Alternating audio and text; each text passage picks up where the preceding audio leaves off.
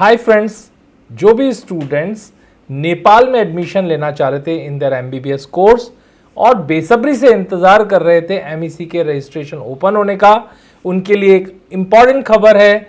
MECEE bachelor level का registration open हो चुका है 18 अगस्त 2025 सुबह 10 बजे से, और ये ओपन रहने वाला है 7 सितंबर 2025 तक। जो भी स्टूडेंट्स 7 सितंबर 2025 तक रजिस्ट्रेशन करते हैं उनको नेपाली रुपीस 8,000 और इंडियन रुपीस 5,000 डिपॉजिट करके अपना रजिस्ट्रेशन कंप्लीट करना होगा। यानी उनका जो पेमेंट लगने वाला है वो 5,000 इंडियन रुपीस लगने वाला है। अगर आप अपना रजिस्ट्रेशन 7th के बाद से लेकर 14 सितंबर 2025 तक कराते हैं तो उस कंडीशन में आपकी रजिस्ट्रेशन अमाउंट हो जाएगी 10,000 इंडियन रुपीस या 16,000 नेपाली रुपीस, यानी जस्ट डबल। तो ऐसा कोई सेंस नहीं है कि हम जबरदस्ती ज्यादा पैसा देके रजिस्ट्रेशन कराएं, इसलिए मैं सभी स्टूडेंट्स और पेरेंट्स से रिक्वेस्ट करना चाहूंगा कि जो भी नेपाल में एडमिशन लेना चाहते हैं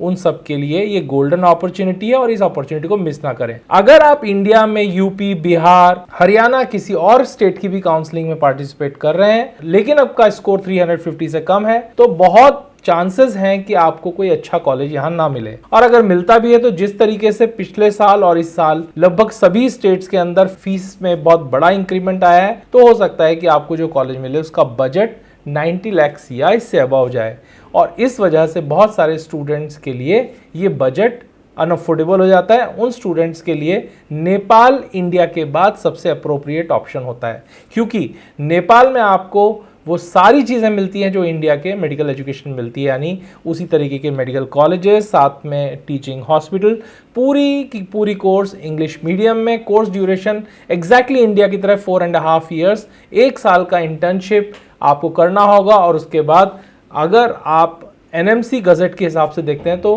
100% NMC गजट कंप्लायंस है, क्योंकि नेपाल आपको लाइसेंस भी देता है और इसका भी नोटिफिकेशन क्लियरली निकल चुका है।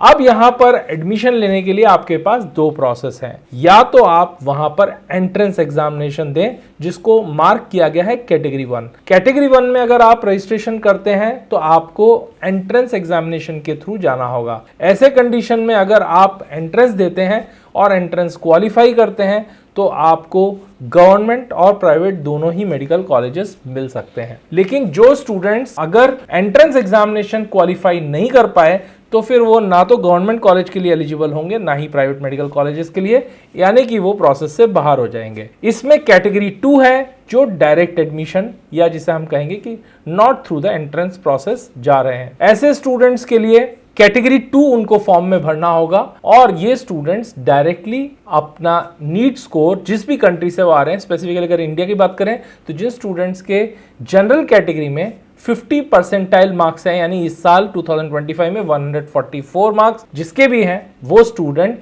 नेपाल में एडमिशन लेने के लिए एलिजिबल हैं। जो बच्चे SC, ST, OBC में क्वालिफाइड हैं उन स्टूडेंट्स के लिए एंट्रेंस देने के अलावा कोई रास्ता नहीं बचता है, तो वो एंट्रेंस के रास्ते से एंट्री कर सकते हैं। तो जो स्टूडेंट्स अपनी सीट्स को सिक्योर करना चाहते हैं वो ज़्यादा बेटर है कि सही कॉलेज का सिलेक्शन करके डायरेक्ट एडमिशन ले सकें, क्योंकि अगर आप एंट्रेंस के माध्यम से जाते हैं और एंट्रेंस क्लियर नहीं कर पाते तो डेफिनेटली आपको ये अपॉर्चुनिटी भी आप मिस कर देंगे। इसके अलावा एक और बहुत इंपॉर्टेंट चीज़ है, जब आप रजिस्ट्रेशन करेंगे तो हो सकता है आपको पेमेंट करने में दिक्कत आए। तो पेमेंट करने में दिक्कत आती है तो हमारी टीम से आप संपर्क कर सकते हैं। हमारी टीम आपका पूरा रजिस्ट्रेशन कराएगी, आपको सही कॉलेजेस का सिलेक्शन करने में हेल्प करेगी और आपका पूरा एडमिशन प्रोसेस करा के आपको फैसिलिटेट करेगी, सो दैट आपका पूरा एडमिशन प्रोसेस बहुत ही स्मूथ हो जाए। तो याद रखिएगा कि आपके पास आखिरी मौका है 14 सितंबर 2025 तक, फिर 10,000 रुपीज इंडियन रुपीज, और